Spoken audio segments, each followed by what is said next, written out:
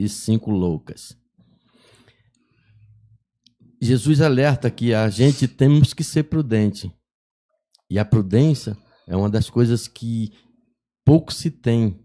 Porque eu me contento com o que eu tenho, mas precisa ser prudente para tentar aquilo que foi revelado para nós, nós temos uma obrigação de transmitir. Por exemplo, se as prudente não tivesse permanecido com as lâmpadas acesas, quando Jesus voltasse não tinha ninguém. As loucas estavam dormindo e 5 prudentes. Ele fala também que é preciso que a gente... Hoje, o evangelho de hoje é o primeiro domingo do Advento. Uhum. Como nós vivemos num tempo em que eu vivo intensamente a segunda vinda, porque a primeira já veio. A segunda vinda, seja ela o dia da minha morte ou no dia do juízo final.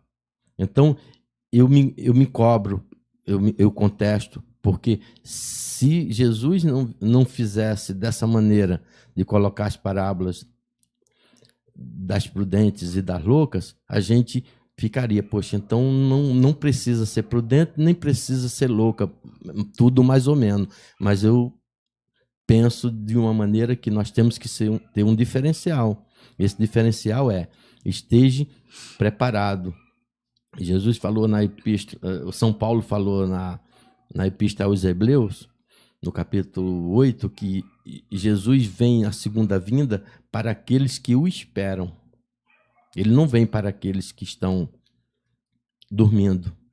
Ele vem para aqueles que o esperam. Então, desde que eu me entendo por gente, que eu vivo intensamente a segunda vinda de Cristo à Terra, seja ela para me auxiliar a mim, ou seja para auxiliar com o julgamento final. Eu, desde criança também, que eu contemplo o Apocalipse. O Apocalipse foi deixado para nós, para a gente entender, porque se não fosse para entender, não precisava São João ter passado aquele período na ilha de Patmos para escrever um livro tão... É um livro realmente muito... É preciso que nós cristãos entendam o que é o Apocalipse. Então ele chega no capítulo 13 do Apocalipse, no versículo 18, ele fala: quem tem inteligência, calcule o número da besta, porque é número de homem, e o seu número é 666. Eu, desde criança, todos os dias, eu não penso só 100 vezes, 200 vezes, é milhares de vezes, porque que os seres humanos passam por esse momento de inteligência ou não inteligência. Foi uma advertência e, segundo os escritores sagrados, quem recebe o selo da besta só tem direito ao tanque de fogo. E por que não a gente trabalhar em cima dessa posição onde tem o selo do Cordeiro, que é onde consiste a salvação dos cristãos, e o selo da besta, onde está a condenação dos pecadores. Então, eu vejo as pessoas que são... Eu não sou uma autoridade eclesiástica, eu sou um leigo, mas eu vejo os encarregados de Cristo na terra com essa baixa vontade de transmitir. Eu como leigo, eu preciso entender como se recebe o selo da besta, como receber o selo do Cordeiro. Nós, católicos, sabemos o que é o selo do Cordeiro. É quase impossível não entender, né?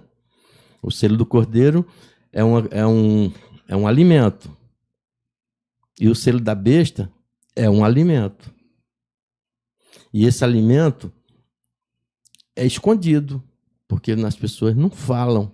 exatamente o que é o selo do cordeiro nem o selo da besta, que é uma mercadoria que se compra, se vende.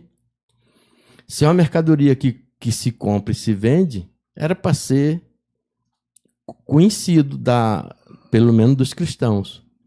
E eles insistem em não passar para as pessoas que nós, leigos, precisamos de ajuda, não de ajudar.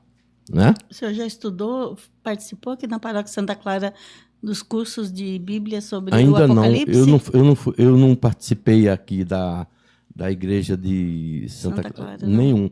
Eu não participei, não, porque eu tenho 60 anos que eu não participo de nenhuma liturgia, de nenhuma missa, eu não participei de nada. Eu vivo intensamente essa vida monástica em casa, como se fosse uma clausura, porque eu tenho uma necessidade imensa de compreender, mas não vou confrontar com as pessoas para não gerar aquilo que falou. A gente precisa de interação, não de atrapalhar. Se você for atrapalhar, é melhor a gente não... Mas eu trabalho nesse termo. Quando eu conheço uma pessoa, eu procuro, eu pesquiso, eu vou... Vem cá, essa situação... Se a gente está na igreja, a gente ia... Já teve algum reunião sobre o capítulo 13 do Apocalipse? Na verdade, a paróquia aqui, por exemplo, tem 2 formações bíblicas ao longo do tempo, né? Quase todos os anos, assim, você tem uma assembleia final de ano, são geralmente 2 dias de assembleia, e ali se decide a programação do ano seguinte. Então, no ano seguinte sempre tem os cursos bíblicos. Então, já teve algumas formações sobre o Apocalipse. Sobre o Apocalipse, sim. Uma delas eu participei, que foi a irmã Ana Cláudia, que mora comigo, quem deu a formação, porque a Ana é teóloga e também, assim, se dedica um pouco à Bíblia, né? Também estudo de Bíblia. E é muito interessante o livro do Apocalipse. Se a gente pensa, né, assim, das comunidades naquele período, né, que após a morte de Jesus, as comunidades elas foram sofrendo muitas perseguições, né? E esse jeito de escrever do Apocalipse, ele perpassa toda a Bíblia. Sim. Se a gente pensa lá nos livros de Daniel, é um estilo apocalíptico. Sim. Mateus, Isaías. Você pega Mateus, tem vários textos que são nessa mesma linguagem. E aí o senhor falando, eu estava me lembrando até desse de hoje, né? Desse texto de hoje, que ele fala vigiai, né? Que é o último texto, a última frase ali. E essa é a última frase, a última palavra que Marcos coloca na boca de Jesus antes de começar a narração da paixão e morte de Jesus. Então, assim, ele naquele período, as comunidades estão passando por muita dificuldade. Já tem, assim, a morte de Paulo, morte de Pedro, eles vão passando por muitas perdas, né? E junto com essas perdas, eles vão tendo também os grupos que vão se fortalecendo, que vão ficando, que são só os judeus, né? Alguns judeus, e os gentios, os que de onde nós derivamos, digamos, que são dos que Paulo foi arrebatando, né? Os grupos de Paulo foram arrebatando ali. Então, essas comunidades estão passando muitas dificuldades. E eu sempre leio assim, quando a gente tem muita dificuldade, que você não consegue se expressar, você tem que utilizar uma linguagem diferente. Sim. E o Apocalipse faz isso, ele usa muito do simbolismo para mostrar... Alex está me provocando aqui. Sim, mas pode. Eu gosto. Esse tema é um tema que, se tivermos oportunidade, isso vai longe. E eu estou até bem à vontade com você, porque é uma necessidade que eu não tive oportunidade de ter uma conversa com um bispo, com um sacerdote, porque eu não tive a oportunidade, porque no dia que eu tiver, eu gostaria muito de que tivesse uma autoridade que tivesse assim a paciência de ouvir um leigo que talvez não saiba se expressar com muita clareza, mas é uma necessidade muito grande que nós temos. Nós católicos, nós temos uma necessidade muito grande de entender exatamente aquilo que um teólogo entende que é interpretação das Escrituras, que o Apocalipse exige isso nosso,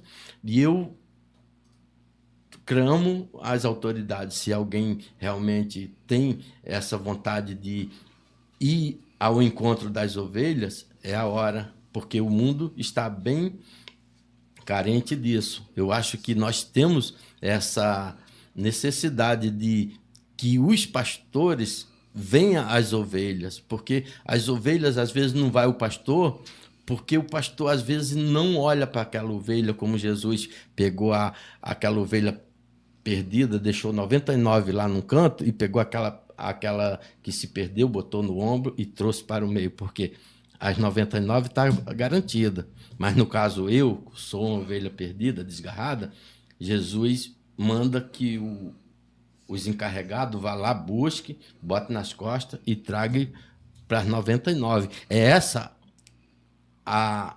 aquela ânsia que eu tenho de, se eu estiver errado, o pastor vai a mim.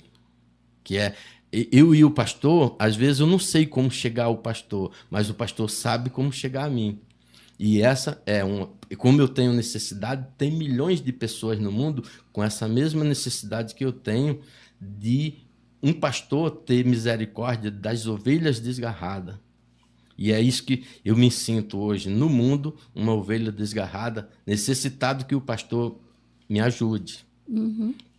E assim, como eu tenho essa necessidade, são milhões. Hoje eu trabalhei a vida inteira e tive a oportunidade hoje de estar aqui, diante de um local que eu não imaginava nunca na minha vida de estar. E eu cheguei até esse local, me sinto assim, um peixe fora d'água, mas estou tendo assim a vibração, a coragem, a vontade de trazer benefício para mim e para as pessoas que precisam. Não é isso? Sim. Porque, assim, o fato da gente estar conversando, eu não lhe conhecia, o senhor também não me conhecia, Sim, né? Não. Mas, assim, o fato da gente estar conversando, eu gosto muito de conversar com quem pensa diferente de mim. Sim. Eu não gosto de conversar só com quem pensa igual a mim. Fica muito fácil, né? É. Então, assim, esse diálogo, por exemplo, que nem eu lhe falei, eu nasci já no Concílio Vaticano II para cá. A minha experiência de igreja, ela é toda a partir das comunidades eclesiais de base. É nessa vivência que junta fé e vida é que eu fui me descobrindo e ali fui encontrando também a minha vocação e cheguei e hoje busco ser fiel a Deus, como diz a Jesus, como consagrada, como uma irmã catequista franciscana na Igreja Católica. Essa vivência eu descobri a partir disso, a partir do concílio. O senhor tem uma outra experiência de vida e que não passa por essa mesma experiência que eu faço. Mas, assim, eu acho interessante lhe ouvir, assim como o senhor diz, essa sua busca também. É uma busca de Deus. E eu creio, assim, que existem muitos caminhos. Não existe um só caminho para a vivência espiritual. Ela tem muitos. Deus é tão maravilhoso. Sim. Se a gente olha para a natureza, a diversidade que é. Se a gente pensa no Espírito Santo, assim, o Espírito é o Espírito da diversidade. Então, assim, eu penso que quanto mais carismas existir no mundo, melhor. Porque aí as pessoas todas poderão participar disso que é, digamos, desse grande banquete que é a fé. Essa grande festa que é a fé, essa grande alegria que é a fé. Porque antes a gente falando assim, até de Imbarie ali, eu estava recordando de algo, por exemplo, quando eu estava no meu noviciado, eu tinha um frade alemão, que era quem me orientava. Ele faleceu ano passado, é o Frei Adolfo Teme. E a gente conversava bastante sobre a questão da fé. Porque eu vinha de uma experiência, a minha região lá é muito dos jesuítas. Então, a maneira como a gente expressava a fé era diferente de uma região franciscana. Porque cada carisma, cada espiritualidade vai tendo elementos diferentes. Então, quando eu fui conviver lá no Nordeste, para mim foi muito diferente a experiência lá, do que eu tinha vivenciado no Sul, do que eu tinha vivenciado aqui em Bariê, do que eu fui vivenciando lá no Nordeste. Então, o Frei Adolfo, um dia eu perguntei para ele assim, mas Frei, me diz de verdade, o que é ter fé? E ele me falou, fé é alegria apesar da dor. E eu fiquei assim, como assim? Aí ele falou, pensa, Teri, o que significa isso? Quantas pessoas você conhece que, apesar de terem passado por muito sofrimento, são pessoas íntegras, são pessoas de pé, são pessoas que têm um olhar para frente, uma esperança. Aí eu me lembrei de pessoas aqui de Imbariê. Eu me lembrei de Dona Luzia, que é a mãe de Ciomara. Eu me lembrei de finado Zé Reis. De tanta gente que eu conheci na igreja, que são pessoas que perderam familiares, que perderam muita coisa, mas se mantêm íntegros, se mantiveram de pé, se mantiveram alegres, se mantiveram com esperança. Aí eu fui entendendo um pouco da fé, porque eu fui vendo assim, poxa, que Jesus fala, isso a gente vai entendendo, eu vou entendendo, que o fato da gente crer não tira da gente o sofrimento, não tira da gente nenhuma das dificuldades, mas dá a quem tem fé uma possibilidade de superação. Porque a fé, ela te faz caminhar, ela te faz ter esperança, e é uma esperança que não é uma coisa assim, que um dia vai mudar, que alguém vai resolver por mim. Não, ela é uma esperança de ação, de fazer junto. E isso eu fui também vivenciando muito nessa experiência que eu fiz aqui nessa igreja. Por isso eu vou e volto, já é a 4ª vez que eu volto a Imbariê, e eu sempre me encanto. E nós estamos chegando no final. Porque achou que não tinha conteúdo para nós falar. Pois é. E falou de Dona Luzia, ela é minha vizinha. Ela é minha vizinha, a gente acompanha ela no dia a dia dela, todo dia caminhada para a igreja e tudo. A gente sempre que pode, temos um contato de conversa. Hoje ela está bem fragilizada já pela idade, mas a gente, quando se vê, sempre se cumprimenta. Então, nós estamos chegando ao final desse podcast, foi muito bom. O que eu entendi da sua pessoa e um pouco do que eu falei, que eu falei 1% da minha necessidade, mas aí teremos outra oportunidade, se Deus quiser. E gostaria que você fizesse as suas considerações finais aí para a gente encerrar nosso podcast. Então, eu agradeço. Quando o Alex ligou e falou para eu vir, eu fiquei assim, mas eu vou falar o quê? Porque ele falou, não, vocês vão bater um papo, você vai conversar com o seu Jota, vocês vão...